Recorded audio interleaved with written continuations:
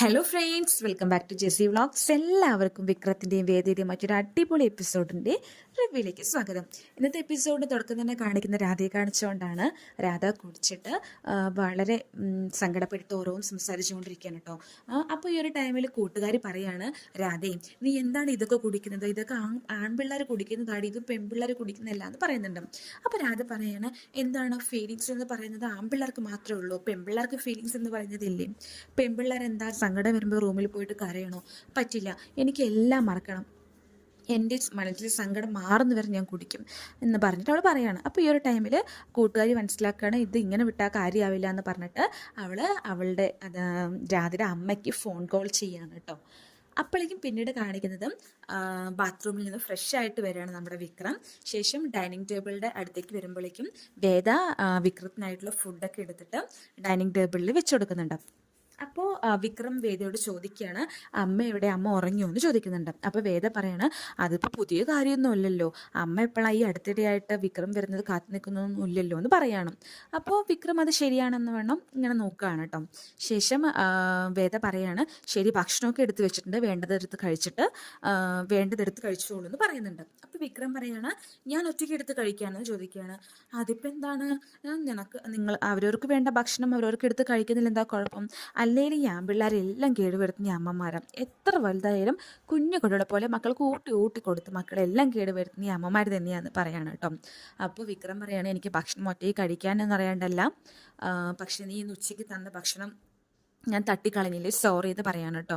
അപ്പോൾ പ്രായച്ചിത്തമായിരുന്നു, ഒന്ന് നേരത്തെ പറയണ്ടായിരുന്നു, ശരി ഇരിക്കുമെന്ന് പറഞ്ഞിട്ട് വേദ വിക്രമിന് ഭക്ഷണമൊക്കെ ഇങ്ങനെ ഇട്ട് കൊടുക്കുകയാണ് കേട്ടോ. അപ്പോൾ വേദ ആ ടൈമിൽ പറയുന്നുണ്ട്, ഞാൻ ഇന്നുച്ചയ്ക്ക് നടന്ന സംഭവം മുത്തശ്ശി അറിയിച്ചിട്ടുണ്ടായിരുന്നു പറയാണ്. അത് നീ മുത്തശ്ശി അറിയിച്ചോ ചോദിക്കുകയാണ്. അപ്പോൾ അറിയിച്ചു, മുത്തശ്ശി പറഞ്ഞത് ക്ഷമയൊന്നും പോരാ, എന്തേലും ഫൈനും കൂടെ വാങ്ങിച്ചോ എന്നാണ് പറഞ്ഞിരിക്കുന്നത് പറയാണ്. ഫൈനോ? എന്ത് ഫൈന് ചോദിക്കുകയാണ്. കാശൊന്നുമല്ല, പക്ഷെ നിങ്ങൾ എനിക്കൊരു കാര്യം ചെയ്തു തരണമെന്ന് പറയണം. അപ്പോൾ എന്താണെന്ന് ചോദിക്കുന്നുണ്ട് വിക്രം. വേറൊന്നുമല്ല, നാളെ നിങ്ങൾ എൻ്റെ കൂടെ ഒരിടം വരെ വരണം, അതാണ് നിങ്ങൾക്കുള്ള ശിക്ഷ എന്ന് പറയുന്നുണ്ട്. അപ്പോൾ വിക്രം പറയാണ്, ഞാനൊന്നും വരില്ല എന്ന് പറയുന്നുണ്ട് കേട്ടോ. അപ്പോൾ വേദ പറയണം, എന്നാൽ ശരി ഞാൻ മുത്തശ്ശിയെ വിളിച്ചറിയിക്കുക എന്ന് പറയുന്നുണ്ട് കേട്ടോ. അപ്പോൾ അയ്യോ വേണ്ട, ഇനി അച്ഛമ്മയെ വിളിച്ചറിയിക്കേണ്ട എന്ന് പറഞ്ഞിട്ട് വിക്രം പറയാണ്, എന്നാൽ നിങ്ങൾ എൻ്റെ കൂടെ വന്നേ പറ്റുള്ളൂ എന്ന് പറയുന്നുണ്ട് കേട്ടോ. നീ വല്ലാതെ ബ്ലാക്ക് മെയിൽ ചെയ്യാൻ തുടങ്ങിയിട്ടുണ്ട് എന്ന് പറയാണ്. നിങ്ങളോട് ജീവിക്കുകയാണെങ്കിൽ അതൊക്കെ കൂടിയേ തീരൂ എന്ന് പറഞ്ഞിട്ട് വേദ പറയുന്നുണ്ട്. ശേഷം വേദ പറയണ, നിങ്ങൾക്ക് ഭക്ഷണം എടുത്തു തരാനൊക്കെ എനിക്ക് പറ്റുള്ളൂ, നിങ്ങളുടെ എച്ചിൽ പാത്രം കഴുകാനൊന്നും എന്നെ കിട്ടില്ല, അപ്പോൾ ഗുഡ് നൈറ്റ്, ഞാൻ പോയി കിടക്കാൻ പോവുകയാണ് എന്ന് പറഞ്ഞിട്ട് പോകുന്ന സമയത്ത് അവൾ പറയണം, ശരി ഭക്ഷണം കഴിച്ചിട്ട് അങ്ങനെ പാത്രം വെച്ചിട്ട് പോകരുത്, അത് കഴുകി വൃത്തിയാക്കി വെക്കണം, അല്ലെങ്കിൽ അതിനെ തേടി എച്ചിൽ പാത്രം തേടി വരുന്ന പാറ്റുകളെ പറക്കി നടക്കുന്നത് ഈ പെൺപിള്ളേർ തന്നെയായിരിക്കും എന്ന് പറയണം കേട്ടോ. അപ്പോൾ വിക്രം അത് കേട്ടിട്ട് മിണ്ടാതിരിക്കുന്നുണ്ട്. ശേഷം വേദ റൂമിലേക്ക് പോവുകയാണ്.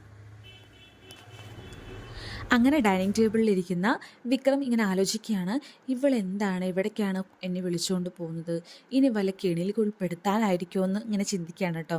അപ്പോഴേക്ക് റൂമിൽ നിന്ന് വേദ വിളിച്ച് പറയാണ്, പേടിക്കണ്ട, ഞാൻ എവിടെയും ഒരു പ്രശ്നത്തിൽ കൊണ്ട് വിടില്ല എന്ന് പറഞ്ഞിട്ട് ഉറക്കെ വിളിച്ച് പറയാൻ കേട്ടോ. ഇവൾ ഇതും കേൾക്കാൻ തുടങ്ങിയോ? അല്ലെങ്കിലും അതിശയപ്പെടേണ്ട കാര്യമൊന്നുമില്ല, ഇവൾ തന്നെയാണല്ലോ ഏറ്റവും വലിയ കെണി, പിന്നെ ഇപ്പം എന്തിനാണ് ഞാൻ പേടിക്കുന്നത് പറഞ്ഞിട്ടും വിക്രം ഇങ്ങനെ മനസ്സിൽ വിചാരിക്കുന്നുണ്ട് കേട്ടോ. പിന്നീട് വീണ്ടും കാണിക്കുന്ന രാധയെ തന്നെയാണ്. രാധ ഇങ്ങനെ കുടിച്ചുകൊണ്ടിരിക്കുന്ന സമയത്തും അവിടേക്ക് രാധയുടെ അമ്മ എത്തിയിട്ട് ആ ബോട്ടിൽ തട്ടി മാറ്റിയിട്ട് നല്ലൊരു അടി വെച്ച് കൊടുക്കുകയാണ് രാധയ്ക്ക്. ശേഷം ജീനയോട് ഇവളെ പിടിക്കി, നമുക്ക് വീട്ടിലേക്ക് കൊണ്ടുപോകാമെന്ന് പറഞ്ഞിട്ട് അവരങ്ങനെ രാധയെ വണ്ടിയിലെടുത്തിട്ട് കൂട്ടുകാരി വണ്ടി എടുത്തിട്ട് അവരുടെ വീടെത്തിയ ശേഷം അമ്മയും കൂട്ടുകാരിയും കൂടെ രാധയെ പിടിച്ച് വീട്ടിനുള്ളിലേക്ക് കൊണ്ടുവരികയാണ്. അപ്പോൾ രാധയുടെ അച്ഛൻ വരും, എന്താണ് ഇവളും എന്നെപ്പോലെ കുടിച്ചു തുടങ്ങിയോ, ഇവളിൽ നിന്ന് നീ ഇങ്ങനെ പിടിച്ചുകൊണ്ട് വരുന്നത് ചോദിക്കാൻ കേട്ടോ. അപ്പോൾ അമ്മ പറയണം, വഴി കാട്ടുന്ന നിങ്ങളല്ലേ, അപ്പോൾ ഇങ്ങനെ ഉണ്ടാവുകയുള്ളൂ എന്ന് പറയണം. അപ്പോൾ ഇവൾ ശരിക്കും കുടിച്ചിട്ടുണ്ടോ എന്ന് പറയണം. എൻ്റെ മോള് കുടിച്ചിട്ടുണ്ട്, എൻ്റെ മനസ്സിൽ ആദ്യം ഞാൻ പെൺകുട്ടിയാണ് എനിക്ക് ജനിച്ചതെന്ന് അറിഞ്ഞപ്പോൾ വളരെയധികം സന്തോഷിച്ചു, കാരണം ഇനിയൊരു ആൺകുട്ടി ഉണ്ടായാൽ അതും നിങ്ങളെപ്പോലെ ആകുമെന്ന് ഞാൻ പേടിച്ചിരുന്നു, പക്ഷേ ഇതും നശിച്ചു പോയില്ലേ എന്ന് പറഞ്ഞിട്ട് അവൾ ആകെ സങ്കടത്തിൽ സംസാരിക്കാനായിട്ട് അമ്മ.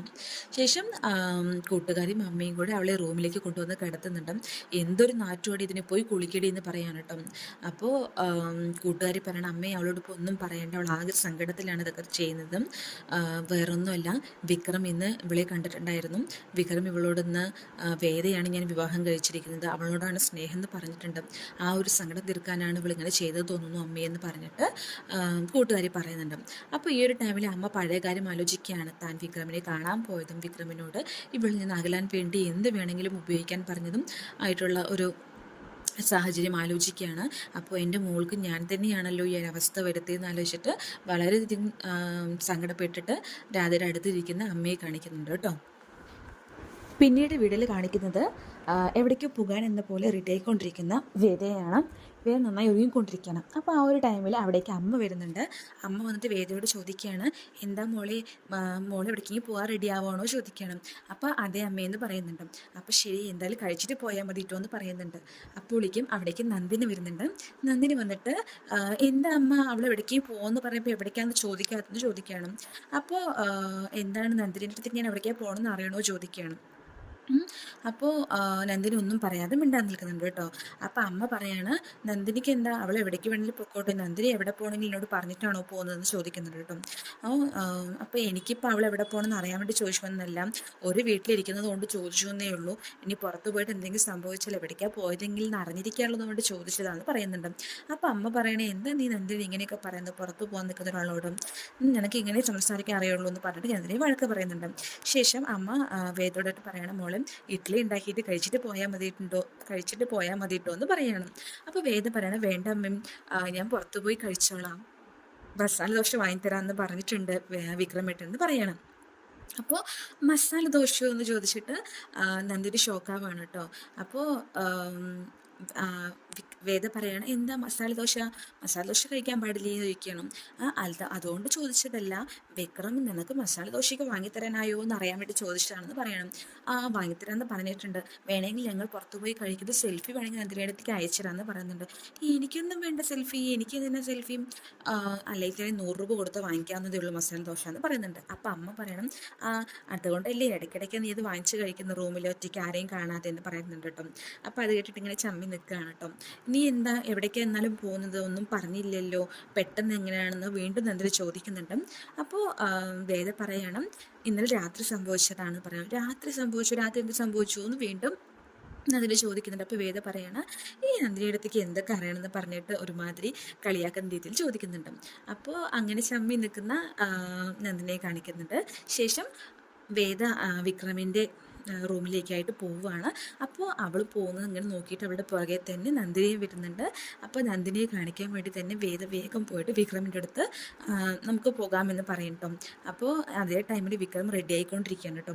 അപ്പോൾ എന്താണ് നിങ്ങൾ സൂപ്പറായിട്ട് റെഡി ആയല്ലോ, നല്ല കുട്ടി എന്ന് പറഞ്ഞിട്ട് വിക്രമിനോട് വേദ പറയും. അപ്പോൾ വിക്രം പറയും, അല്ലെങ്കിൽ നീ അച്ഛമ്മയ്ക്ക് വിളിച്ച് പറഞ്ഞു കൊടുക്കില്ലേ എന്ന് പറയും. ശരി, നീ എവിടേക്കാണ് പോകാമെന്ന് പറയുന്നത് പറയാദ്യം എന്ന് പറയും വീണ്ടും വിക്രം. അപ്പോൾ അതൊക്കെ ഉണ്ട്, നീ പറയാമെന്ന് പറയും കേട്ടോ. ശരി, എനിക്ക് നല്ല വിശക്കുന്നുണ്ട്, കഴിക്കാമെന്ന് പറയും. അപ്പോൾ വേണ്ട, നമുക്ക് പുറത്തുപോയി കഴിക്കാമെന്ന് പറയും. പുറത്തുപോയി കഴിക്കാനോ, അതെന്താ, വേണ്ട ഇവിടെ നിന്ന് കഴിക്കാമെന്ന് പറയും കേട്ടോ. അപ്പോൾ വേദ പറയും, അയ്യോ ഞാൻ അമ്മയോടും നന്ദിനിയുടെ പറഞ്ഞു പോയി മസാല ദോശ കഴിക്കാമെന്ന്. ഇനി ഉള്ളിൽ പോയി പറഞ്ഞാൽ എനിക്ക് വഷളല്ലേ, നന്ദിനിയുടെ അടുത്ത് പിന്നെ കളിയാക്കുമെന്ന് പറഞ്ഞിട്ട് വേദ പറയും. അപ്പോൾ വിക്രം ശരിക്കും സമ്മതിച്ചു കൊടുക്കും കേട്ടോ. ശേഷം പോകാമെന്ന് പറയുമ്പോൾ വേദ പറയും, ബൈക്ക് വേണ്ട, നമുക്ക് ഒരു ടാക്സിയിൽ പോകാം, ഞാൻ ഓൺലൈനായിട്ട് ബുക്ക് ചെയ്തിട്ടുണ്ട്, ഇപ്പോൾ വരും ടാക്സി, നമുക്ക് പോകാമെന്ന് പറയും. അങ്ങനെ അവർ ഇറങ്ങുകയാണ് കേട്ടോ. അപ്പോൾ നന്ദിനിയാണെങ്കിൽ ഇവരെങ്ങനെ പോകുന്നത്, എന്തിനാ പോകുന്നത് അറിയാണ്ട് അവൾ ആകെ ടെൻഷനിൽ ഇവരെ തന്നെ നോക്കിക്കൊണ്ടിരിക്കുകയാണ് അവരുടെ റൂമിലേക്ക് തന്നെ കേട്ടോ. അപ്പോൾ വിക്രം ആദ്യം ഇറങ്ങി വരും. അപ്പോൾ വേദ നന്ദിനിയെ കാണിക്കാനായിട്ട് ഓടിപ്പോയിട്ട് വിക്രമിൻ്റെ കയ്യിൽ ഇങ്ങനെ കൈ കൊടുത്തിട്ട് നിൽക്കും. അപ്പോൾ അത് കണ്ടത് വീണ്ടും നന്ദിനി ഷോക്കാകും കേട്ടോ.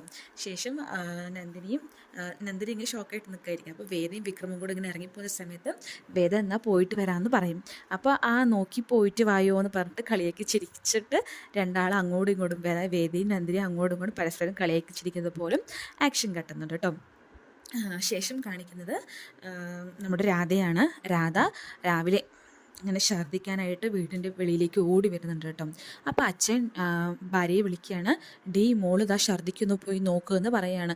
ഇത്രയും കാലം നിങ്ങൾ ഛർദ്ദിച്ചത് കഴുകിയും വാരി എൻ്റെ ജീവിതം ഞാൻ തൊലച്ചു, ഇനി ഇവള് ഛർദ്ദിച്ചത് വരണോ, എനിക്ക് അതിനൊന്നും ആവില്ല എന്ന് പറയാൻ കേട്ടോ.